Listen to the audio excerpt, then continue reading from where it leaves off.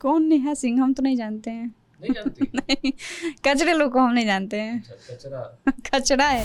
खेसारी लाल जी का गाना की थी मैं एक कि वो अच्छा डांस करते हैं। डिमलाइज करना जो होता है ना, उनके टीम वाले बहुत मुझे वो कर दिए थे कि मतलब कर नहीं पाए। जितना डरी नहीं थी पवन जी के सेट पे, उतना मैं डर गई खेसारी जी के सेट पे। टैलेंट को लोग कहीं ना कहीं महत्व नहीं दे रहे हमारे भोजपुरी में, और हम किसी वायरल गर्ल के साथ काम कर रहे हैं तो फिर सुपरस्टार आप नहीं, सुपरस्टार तो वो हुई ना। आप उनको नहीं, आप फ़ोन किए कि हाँ पल्लवी को बुलाना है, तो अच्छा पेमेंट कितना है इनका? इतना है। छोड़िए, उसको बुलाइए ना, वो तो इतने में आ जाएंगे। तो दुख तो हुआ ना, काम तो कट गया ना। काम कटे ठीक है, लेकिन आप अच्छे लोगों के साथ काम कीजिए। आप पता चल रहा है आप किसी के साथ भी काम कर रहे हैं, किसी के साथ भी कोई भी काम कर ले रहा है, तो अपना आइडेंटिटी क्या है? कुछ है ही नहीं। फिर तो मुझे सुनने को बहुत आता है कि अरे ये एल्बम वाली है, अरे इनको मत लीजिए, ये करके आई हैं, वो करके आई हैं एल्बम। अरे आप एल्बम वाले को क्या समझते हैं? आप देखिए ना कि कैटेगरी देखिए, आप उनका लुक देखिए, उनकी पर्सनालिटी देखिए, उनका वर्क देखिए। बट सबको एक ही में घसीट देते हैं ये लोग कि एल्बम वाली है तो ये मतलब कचड़ा है, बस कचड़ा है। क्रू मेंबर क्या, डायरेक्टर ही आपको लैंग्वेज में अच्छे से बात नहीं करता है। मुझे लगता है कि फिल्म में नहीं, एल्बम में कचड़ा किया जा रहा है। लड़की लोगों को उतना बढ़ावा नहीं देते हैं गिरी समाज में। जब मैं आगे बढ़ना शुरू की तो टांग खींचना शुरू हो गए कि गिरी समाज के होके क्या कर रही है, शॉर्ट्स पहन रही है, कपड़े हाफ पैंट पहन रही है, ऐसे घूम रही है। छोटे भाई हमसे नाराज़, काफ़ी साल रहे बात नहीं किए। उसको प्रूफ करते करते मुझे 7 से 8 साल लग गए। डांस के बाद जब मैं मॉडलिंग में कदम रखी तो मेरे भाई मुझे जाने ही नहीं दे रहे थे। मैंने कहा मैं जिद पे आगे मैं जाऊँगी, तो बोले कि जाओ, ठोकर खाओगी तो समझ में आएगा। हमने ठीक है। जब मैं मिस दिल्ली का टैग लेकर आई और जब मीडिया में आया, न्यूज़ में आया, हिंदुस्तान के फर्स्ट पेज में मतलब आउट हुआ, तो इधर से कॉल आना, इधर से कॉल आना घर पे। मतलब सारे लोग कॉल पे बिजी थे 5-6 दिन तक, और मेरा वेट कर रहे थे कि मैं आऊँ। कल्लू जी का गाना कि जिए ना देबू काए पतर को, तो उस गाने से मुझे थोड़ा थोड़ा फेम मिलना शुरू हो गया, क्योंकि कहीं भी जाती थी तो वो गाना सुनने को मिलता था। कहीं से भी फ़ोन आता था, तुम्हारा गाना चल रहा है, अच्छा तुम्हारा गाना, तो थोड़ा सा दिल को सुकून मिलता था। मतलब किसी को जूता मारना है या रिजल्ट देना है तो अपने काम से दो, जुबान से नहीं, बोल के नहीं, क्योंकि हमारा जुबान खुद ही गंदा हो जाएगा। फिर हम लोग गए, गाना किए पवन जी का, बहुत अच्छा लगा पवन जी से मिल के। बहुत अच्छे नेचर के भी हैं, सपोर्ट किए, सबसे पहले रिस्पेक्ट किए। एक इंसान को रिस्पेक्ट ही चाहिए, रिस्पेक्ट मिला। पवन जी के गाने से मुझे फेम सब कुछ मिल गया, लेकिन कहते हैं ना कि हर कहीं पे बैठी है तो उस गाने से पहचान, अरे हाँ वो, अरे ये वही है। तो वो गाना है अंकुश राजा जी का, हमके दुल्हन बनाना लता दोसर लेके जाई। इस गाने से मुझे ऑल ओवर इंडिया, मतलब किसी कोने में मैं जाती हूँ तो इस गाने से लोग मुझे पहचान जाते हैं। तो ये गाना मेरे लाइफ का सबसे बड़ा गाना था। भोजपुरी गीत, संगीत और अभिनय के क्षेत्र में बिहार की बेटियां भी तेजी से आगे बढ़ रही हैं, और इसी कड़ी में सिवान की रहने वाली पल्लवी गिरी का नाम भी शामिल है। आप सच टॉक्स को देख रहे हैं और आज हमारे स्टूडियो में खुद पल्लवी गिरी मौजूद हैं। कई सारे सवाल भोजपुरी सिनेमा से जुड़ा हुआ और कई सारे सवाल इस इंडस्ट्री से जुड़े हुए भी आज पूछ लेंगे। सबसे पहले पल्लवी, आपका स्वागत। धन्यवाद आपका, और जितने लोग मुझे सच तक के ऑडियंस देख रहे हैं उनको मेरा प्यार भरा नमस्कार है। आपकी एक लंबी कहानी है, एक शुरुआत है, तो चाहेंगे कि आप ही की जुबानी आपकी कहानी अपने दर्शकों को सुनाए। कैसे शुरुआत हुई? शुरुआत बहुत मुश्किल घड़ी से रही है, बहुत मुश्किल से गुजरी हुई है हमारी कहानी। बहुत अजीबो गरीबो है। जहाँ से मैं बिलोंग करती हूँ, सिवान ज़िले, सिवान नाम है, और वहाँ मतलब बहुत बड़ा स्कोप नहीं है। इंडस्ट्री की बात करें, सिनेमा में आने की बात करें या किसी भी क्षेत्र में जाने की बात करें तो बहुत बड़ा स्कोप नहीं है, और ना ही फैमिली वहाँ जल्दी अलाउ करती है। तो मुझे बचपन से डांस का बहुत शौक़ था। डांस क्लास के लिए ढूंढा जा रहा था, भाई डांस किया कहाँ जाए, तो कुछ मिला नहीं। तो एक छोटा सा एकेडमी जहाँ पे पेंटिंग क्लास किया जाता था, तो वहाँ मैं पेंटिंग भी ज्वाइन की और डांस भी ज्वाइन की। तो वहाँ मुझे बहुत ज़्यादा तो डांस सीखने को नहीं मिला, बट मैं खुद ही छोटे छोटे बच्चों को सिखाया करती थी। तो वहाँ से मुझे पता नहीं, अब गॉड गिफ्टेड, भगवान का दिया हुआ आशीर्वाद समझ लीजिए। मुझे मतलब गाने जब मैं सिखाती थी तो ऑटोमेटिक स्टेप मुझे आते थे। ये भी नहीं कि कहीं से देखना, उस टाइम तो यूट्यूब भी उतना नहीं चलता था, 8-9 की बात कर रही हूँ। तो खुद से सिखाया करती थी। सिखाते सिखाते जब मैं 10th में थी तो मुझे डांस का बहुत भूत सवार हो गया। अब भैया भी देखते थे कि हाँ चलो डांस कर रही है, डांस में इसको आगे जाना है। तो 2012 में जब 10th पास आउट की मैं, तो कुछ था नहीं, तो भैया एकेडमी ओपन कर दिए बिना बताए, एक सरप्राइज टाइप का। मैं बहुत मतलब खुश भी हुई, चलो ठीक है। उम्र भी छोटी थी हमारी। डांस सिखाते सिखाते स्टूडेंट आना शुरू कर दिए, बॉयज़ गर्ल्स दोनों आना शुरू कर दिए। अब मैं खुद ही छोटी, मैं कितने बड़ों को सिखाती। फिर भी +2 तक लिमिट था कि हाँ मैं सिखा सकती हूँ। सिखाते सिखाते एक सिवान में नाम हुआ। अगल बगल से काफ़ी ताने सुनी मैं कि गिरी जी की बेटी डांस सिखावेली, लड़का सन के बुला के डांस सिखावेली। अरे डांस से तो ऑब्वियसली कोई भी आके सीखेगा, चाहे गर्ल्स हो या बॉयज़ हो, ये तो हमारा टैलेंट है, उनका मन है सीखने का। खैर मेरे पेरेंट्स, मेरा परिवार, मेरे भैया सब लोग मुझे सिखाते थे, समझाते थे कि एक कान से सुनो दूसरे कान से निकाल दो। यही मैंने किया और करते करते करते लगभग 2012 से 18 तक कंटिन्यू डांस क्लास चलाई। एक सिवान में नाम हुआ। सिवान से हम लोग बाहर भी जाते थे स्टूडेंट को लेके, कोलकाता तक भी गई हूँ मैं ऑडिशन दिलाने स्टूडेंट को। और उस 2012 से लेके 2018 तक जो सफ़र रहा मेरा, बहुत ही दर्दनाक रहा। क्योंकि कहते हैं ना कि घर से सपोर्ट था, लेकिन घर से फाइनेंशियल सपोर्ट नहीं मिला मुझे। तो इसके लिए मुझे थोड़ा सा दुख होता है, क्योंकि जहाँ फाइनेंशियल सपोर्ट नहीं रहता बहुत तकलीफ़ होता है। कैसे आना जाना, स्टूडेंट को ले जाना ले आना, सब कुछ करना अरेंज, ये मेरे लिए मतलब बहुत डिफ़िकल्ट था। और बहुत अजीब लाइफ गुजरी मेरी। उसको प्रूफ करते करते मुझे 8 से 10 साल लग गए। मेरे छोटे वाले भाई मुझसे नाराज़ भी हो जाते थे, क्योंकि अगल बगल उनके दोस्त वो सब लोग, मतलब गिरी समाज हम लोगों का है कि लड़की लोगों को उतना बढ़ावा नहीं देते हैं गिरी समाज में। जब मैं आगे बढ़ना शुरू की तो टांग खींचना शुरू हो गए कि गिरी समाज के होके क्या कर रही है, शॉर्ट्स पहन रही है, कपड़े हाफ पैंट पहन रही है, ऐसे घूम रही है। तो मेरा कहने का मतलब है कि स्क्रीन पे हम देखते हैं, पहनते हैं, ऐसे तो हम नहीं पहनते हैं। फिर भी छोटे भाई हमसे नाराज़ काफ़ी साल रहे, बात नहीं किए। उसको प्रूफ करते करते मुझे 7 से 8 साल लग गए। तब जाके उन्होंने मेरा रिजल्ट देखा, बात किए, मतलब सपोर्ट करना शुरू कर दिए, बाहर आना जाना। ठीक है, जब मैं पहली बार डांस के बाद जब मैं मॉडलिंग में कदम रखी, तो मेरे भाई मुझे जाने ही नहीं दे रहे थे। मैंने कहा मैं जिद पे आगे मैं जाऊँगी। तो बोले कि जाओ, ठोकर खाओगी तो समझ में आएगा। हमने ठीक है। हमने अपने सेकंड वाली दीदी को फ़ोन की, बोली कि अकेले निकलो, जाओ, निकलोगे नहीं तो फिर तुम्हारे पीछे कब तक कोई जाएगा, कब तक परिवार तुम्हारे साथ घूमेगा। हमने कहा ये भी ठीक है। मैं निकल गई। और पहले टाइम में मैं मतलब मिस बिहार का टैग लेकर आई। फिर वहाँ से दिल्ली गई मिस दिल्ली का कंपटीशन करने। तो उस टाइम मेरी दीदी मेरे साथ थी, जो अब है नहीं इस दुनिया में।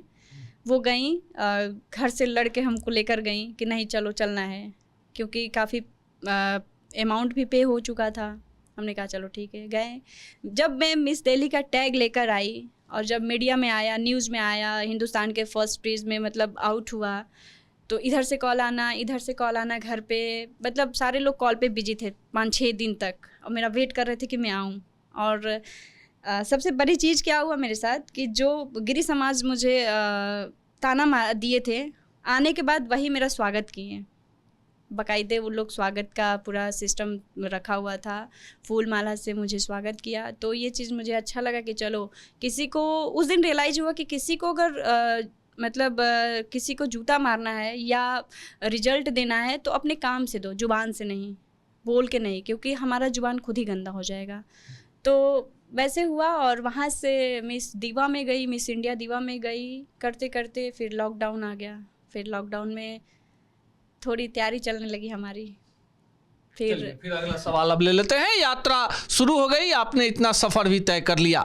सिवान की पल्लवी अब एक नए तेवर में आ गई, भोजपुरी एल्बम इंडस्ट्री में प्रवेश हो गया। भोजपुरी एल्बमों से कैसे जुड़ी और वो कौन सा गाना रहा जिसने आपको बड़ी पहचान दी? भोजपुरी में एंट्री मेरा कैसे हुआ मैं आज बता देती हूँ आपको। 2018 में जब मैं मॉडलिंग कर रही थी तो पटना में मुझे एक मॉडलिंग के थ्रू एक नेपाली सॉन्ग मिला था। नेपाली सॉन्ग में की 2 दिन का शूट था मेरा, नेपाली सॉन्ग था वो। वहाँ से शूट करके मैं निकल गई तो जो डीओपी और डायरेक्टर थे वो लोग, मुलाकात मेरी उनसे हो गई इको पार्क में पटना के।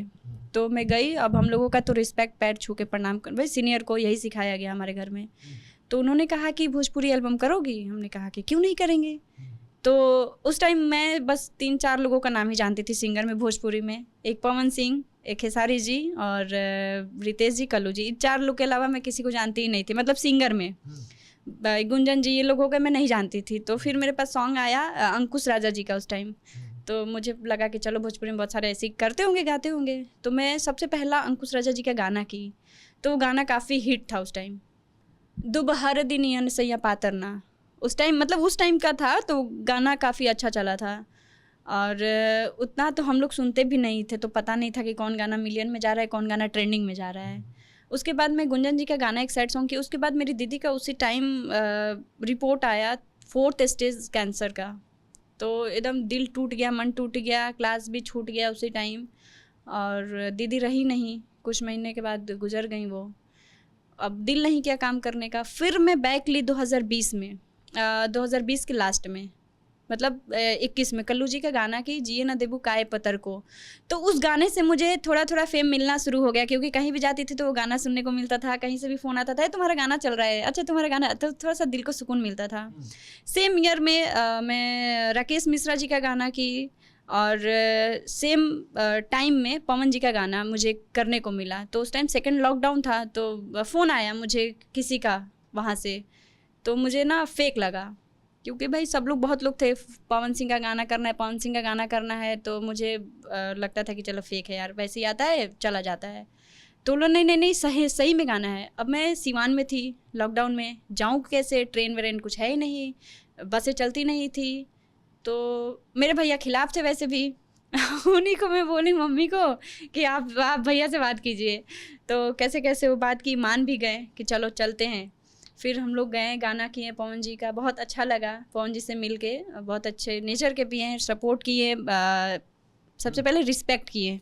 एक इंसान को रिस्पेक्ट ही चाहिए, रिस्पेक्ट मिला। गाना करके आई, जब गाना आया तो वो गाना मतलब उस टाइम 2021 में एक अलग माहौल था। एक अलग माहौल बन गया उस गाने से। जिधर से जाओ तो गाना सुनने को मिला, जिधर लोग वीडियो बना रहा है, ये बना रहा है, वो बना रहा है, मतलब एक अलग फेम मिल गया उस गाने से। चलिए पल्लवी, तो वो गाना भी बता दीजिए जिसने आपके जीवन को एक अलग वे में स्थापित कर दिया। गाने का नाम है मजनुआ पिटाता। ये बहुत ही मतलब उस टाइम का गाना, ये बहुत बड़े लेवल पे था। और बहुत लोग बोल भी रहा था कि बहुत बड़े बजट का ये गाना। तो थोड़ा सा लगा कि चलो है यार, हमको लगा पवन सिंह का गाना है, ये वो दिस डैट। लेकिन गाना आया तो वो गाना ही मतलब माहौल ही चेंज कर दिया, एकदम से माहौल ही चेंज कर दिया। वो ट्रेंड से काफ़ी सिंगर उस गाने को देख के लोग बनाने लगे। फिर मुझे कॉल आना शुरू हो गया। फिर मैं वर्ल्ड वाइड का गाना की, आज जेल हुई काल बेल हुई, रितेश पांडे जी का। और फिर उन्हीं का गाना था मेरा रू दाल भात नहीं है।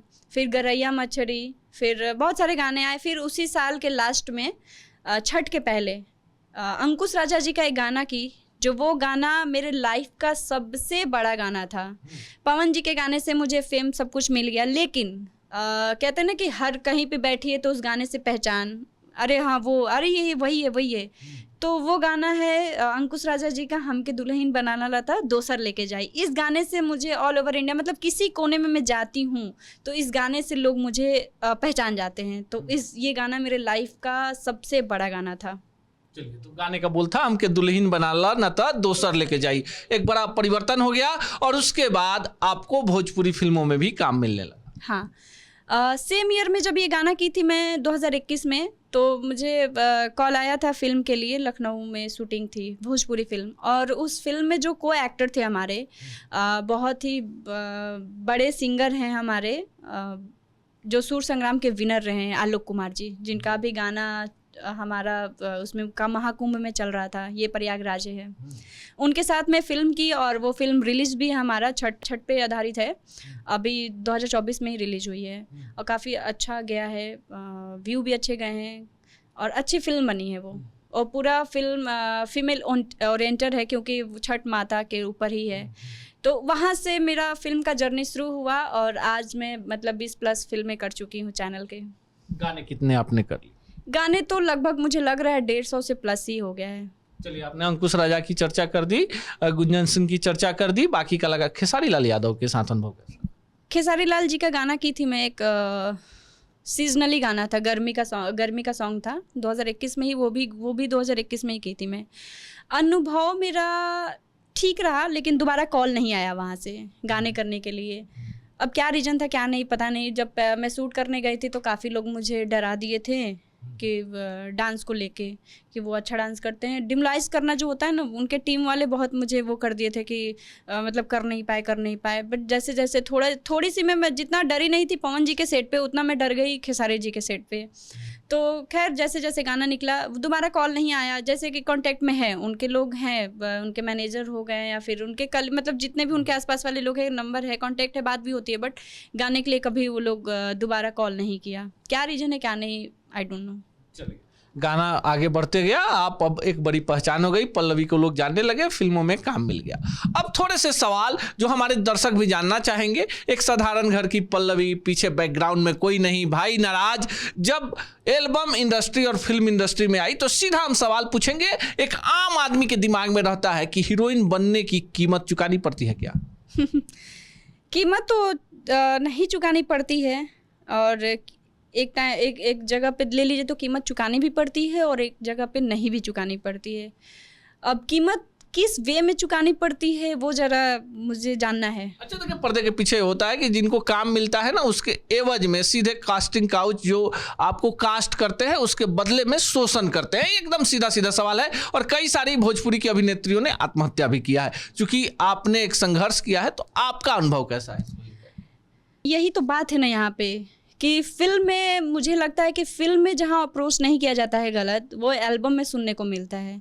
और मैं तो एल्बम से ही आई हूँ, मुझे तो और सुनने को मिलता है कि अरे फिल्म में जब मैं करना शुरू की और जब बड़े बड़े डायरेक्टरों के साथ में काम की, आप भी जानते हैं खेसारी जी का आया था संघर्ष 2, उस फिल्म के डायरेक्टर मैं उनके फिल्म में वो की हूँ, मेन लीड की हूँ मैं अभी जस्ट लेडीज स्पेशल।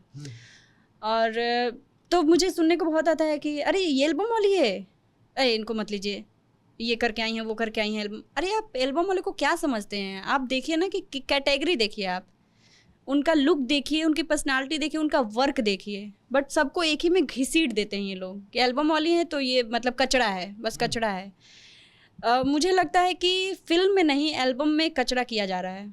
फिल्म तो साफ़ सुथरी बन रही है हमारी, सब अच्छे लोग मिलते हैं, आपको रिस्पेक्ट दिया जाता है, डायरेक्टर रिस्पेक्ट देता है आपको, क्रू मेंबर रिस्पेक्ट देते हैं। बट यहाँ पे क्या है भोजपुरी में कि आपको क्रू मेंबर क्या, डायरेक्टर ही आपको लैंग्वेज में अच्छे से बात नहीं करता है। तो आप मानती हैं कि कहीं ना कहीं कुछ लोग हैं जो पूरे इंडस्ट्री को बदनाम? हाँ, कुछ लोग हैं, पूरे लोग को तो नहीं बोलूँगी, कुछ लोग हैं।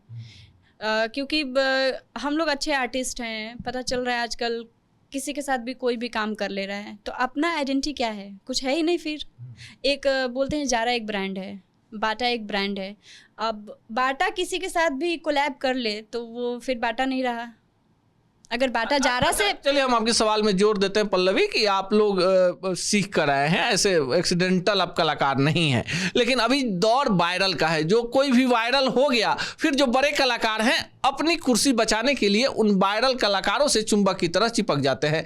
इस परिपाटी को आप बेहतर मानती हैं या खतरनाक मानती हैं? खराब मानते हैं, बहुत ही खराब। क्योंकि अगर भाई सुपरस्टार हैं और हम किसी वायरल गर्ल के साथ काम कर रहे हैं, तो फिर सुपरस्टार आप नहीं, सुपरस्टार तो वो हुई ना, क्योंकि आप उसके साथ काम कर रहे हैं, वो आपके साथ काम नहीं कर रही है। आप उसको अप्रोच कर रहे हैं, वो आपको अप्रोच नहीं कर रही है, वो तो ऑलरेडी वायरल है। तो फिर आपका कहाँ है अच्छाई? मैं इसको बहुत ख़राब मानती हूँ, क्योंकि बहुत बुरा भी लगता है, क्योंकि इंस्टाग्राम इतना ख़राब कर दिया है, वहीं से लोग वायरल हो रहे हैं। हम लोग के टाइम में तो रील्स वील्स था भी नहीं उतना, और ईजी में कर दिया है। और ख़राब भी कर दिया ये कि कोई भी वायरल हो रहा है, भाई उसको कैमरे का सेंस है या नहीं, नॉलेज है या नहीं, बस बुला लो उसको, तो कहाँ से अच्छा है?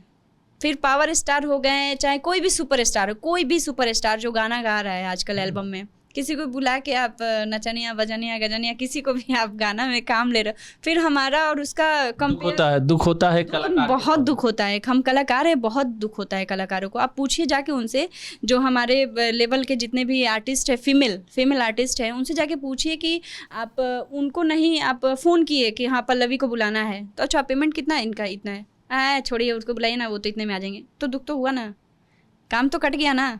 काम कटे ठीक है, लेकिन आप अच्छे लोगों के साथ काम कीजिए। आप पता चल रहा है आप किसी के साथ भी काम कर रहे हैं, जिसका कोई आइडेंटिटी है ही नहीं, कोई फ्यूचर है ही नहीं, कब क्या हो जाए क्या नहीं हो जाए कुछ नहीं पता, आप उसके साथ काम कर रहे हो, कहाँ से सही है? मुझे तो बहुत ख़राब लगता है, बहुत ही ख़राब लगता है। अब आगे का सवाल लेते हैं। अभी देश में क्या कुछ चल रहा है आपको पता होगा, आतंकी हमला हुआ है। एक लोक गायिका है, कहती हैं कि भोजपुरी की गायिका है, चूंकि आप भोजपुरी इंडस्ट्री से जुड़ी हुई हैं, अभिनेत्री हैं, इसलिए सवाल पूछते हैं। कोई नेहा सिंह राठौर है, जानती हैं क्या? कौन नेहा सिंह? हम तो नहीं जानते हैं। नहीं जानती? नहीं, कचरे लोग को हम नहीं जानते हैं। कचरा कचरा है।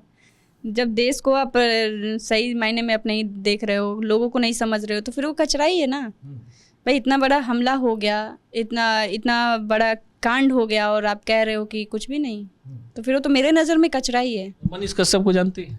हाँ, उन्हें कौन नहीं जानता है। क्यों जानती हैं, क्यों? क्योंकि वो अच्छाई के लिए लड़ते हैं, वो अच्छे चीज़ों के लिए लड़ते हैं, तो वो उन्हें क्यों नहीं जानेगा? अब आप मनीष कश्यप जी को आप नेहा सिंह राठौर जो भी हैं उनसे कंपेयर कर रहे हैं, ये तो बहुत गलत है। कंपेयर नहीं कर रहे हैं, देश की बात है, जानने का। एक कलाकार की नज़रों में हम जानना चाहते हैं कि कौन बेहतर है इस देश के लिए, प्रदेश के लिए। हम उसी को अच्छा मानेंगे और उसी को हम जानते हैं जो देश के लिए लड़ रहा है, या अपनी चीज़ों के लिए, अपने चीज़ों के लिए लड़ रहा है। अपना चीज़ क्या, अपना देश हमारा है, तो हम उस चीज़ के लिए लड़ेंगे, चाहे जान भी दे दें, उसी को हम जान सकते हैं। या चाहे मैं ही क्यों ना, अगर मैं गलत हूँ तो मैं गलत हूँ, मैं कुछ भी नहीं हूँ फिर वहाँ पे। अगर किसी के लिए भी, इंसान, लड़का हो या लड़की, वो मतलब हम लड़का लड़की नहीं, इंसान को देख रहे हैं, अगर वो गिर रहा है वहाँ पे, तो हमारा फर्ज है कि उसको उठा के पानी पिलाना, उसको उठा के बैठाना, ये नहीं कि हम उसको गिरते हुए मरते हुए चले जाएं छोड़ के। तो ये होती है अच्छाई। तो हम उसको देखेंगे कि जो लात मार के चला गया, हम उसको देखेंगे। चलिए, कई सारे सवाल है लेकिन समय कम है, इसलिए हम फटाफट छोटा 2-3 सवाल आपसे पूछ लेते हैं। डिजिटल क्रांति आ गई है, आप भी रील बनाती हैं, खूब आपको भी व्यू आता है, कमाई भी होती होगी, और आपके रील भी वायरल होते हैं। आपको लगता है कि एक उचित प्लेटफॉर्म मिल गया कलाकारों को, अब किसी के पास काम मांगने जाने की जरूरत नहीं? हाँ, अब तो आ गए, बहुत सारे प्लेटफॉर्म आ गए। यूट्यूब पे लोग अब कमा रहे हैं, आर्टिस्टों से ज़्यादा यूट्यूबर कमा रहे हैं, तो अब काम मांगने की तो ज़रूरत है नहीं। मुझे लग रहा है कि अब खुद में ही डायरेक्टर, खुद में ही एक्टर बन जा रहे हैं लोग, अपना कमा रहे हैं, अच्छा खासा कमा रहे हैं। अच्छा, ये भी बता दीजिए कि हीरोइन बनने के लिए खूबसूरत होना जरूरी है, लंबा होना जरूरी है, पढ़ा लिखा होना जरूरी है, या फिर जो लोग चर्चा करते हैं वो सब होना जरूरी है? हीरोइन बनने के लिए सिर्फ और सिर्फ एक्टिंग होनी चाहिए, टैलेंट होना चाहिए, बाकी कुछ नहीं।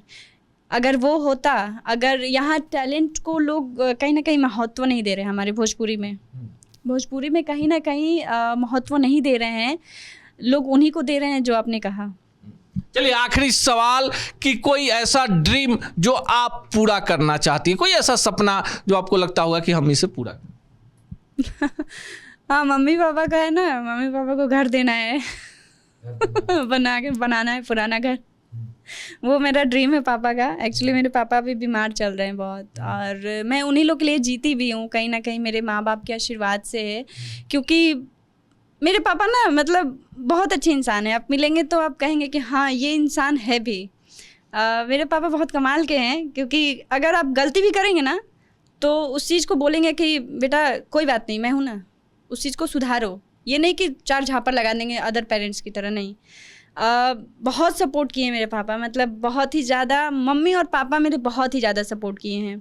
अदरवाइज़ मेरी दीदी थी जो ऑफ हो गई, उनका सबसे बड़ा सपोर्ट था, और बड़े भाई का मेरा सपोर्ट। लेकिन कहते हैं ना, माँ पापा का अगर सपोर्ट नहीं है तो दुनिया का कोई ताकत मतलब कुछ भी कर दे, आप आगे नहीं बढ़ सकते हो। सबसे बड़ा सपोर्ट मेरे मम्मी पापा का रहा है। चलिए, हम साक्षात्कार समाप्त करें। इससे पहले आपके बारे में एक और जानकारी आ रही है कि आपने संगीत में प्रभाकर किया है, सिवान की रहने वाली हैं, भोजपुरी अभिनेत्री हैं, गाना भी जरूर गाती होंगी, तो गानों सुनाइए दी।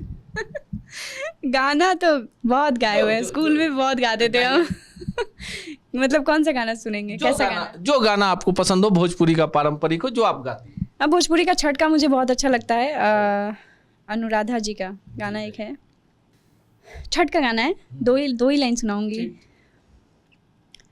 उगहे सूरज देवा भिन भिन सरधा, आरग के रे बिरवा हो, भर की पुकारे देव दुनु कारे जुर बिरवा रग के रे बिरवा हो। चलिए, छठ के इस पारंपरिक गीत के साथ आपको पल्लवी का ये साक्षात्कार कैसा लगा, इनकी जर्नी, इनका संघर्ष और अपने पैरों पर चलकर उस मुकाम तक पहुंचने की ललक को लेकर आप क्या सोचते हैं, कमेंट बॉक्स में जरूर बताइएगा।